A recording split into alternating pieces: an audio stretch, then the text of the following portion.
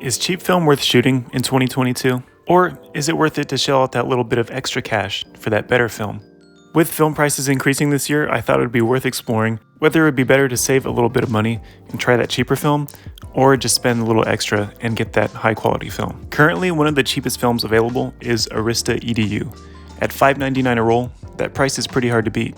But for only $1.55 more, you can buy one of the arguably best black and white films available. I decided to pick up a few of these rolls and try them out. I do remember though, when I took darkroom class, the teacher told us never to buy cheap film because if we're putting our heart and soul into these images, we might as well buy the better quality film. For the sake of science though, and curiosity, I thought it wouldn't hurt to try these films out and see how they look. My recommendation though, for any film you've never shot before, is always do a test shoot because you don't know how the shadow details are going to render, you don't know what the film's really going to look like, so your shooting style might not mesh with the film. My worst fear with this film was that the shadow detail was going to be the biggest problem area.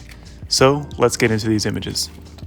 Okay, to get the technical details out of the way, I shot the Arista EDU 400 roll and I developed this in X-Tall.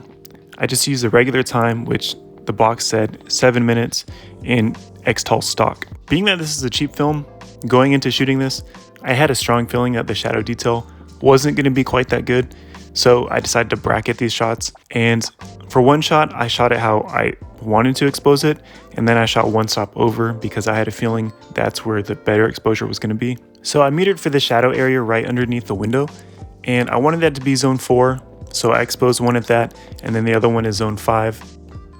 So with the one at the exposure that I wanted, zone 4 for that shadow area, the overall shadow looks way too dark and it looks underexposed. The one stop over looks much better. So I think from first impressions, the film's shadow detail is a little low. Moving on to the next set, same thing again with these. I did the left one at zone 4 where I wanted it to be, and then one stop over. And again, the one stop over I think looks quite better. This time around, I did also include a shot of a color checker, and one thing I noticed that was interesting about this was all the lighter tones in that bottom gradient of the color checker, all the light tones are pretty much the same, they're all white, so there's not much gradation between the lighter tones. Also, another thing I noticed with this film, even though it's a cheap 400 speed film, it's not super grainy, so that's one plus.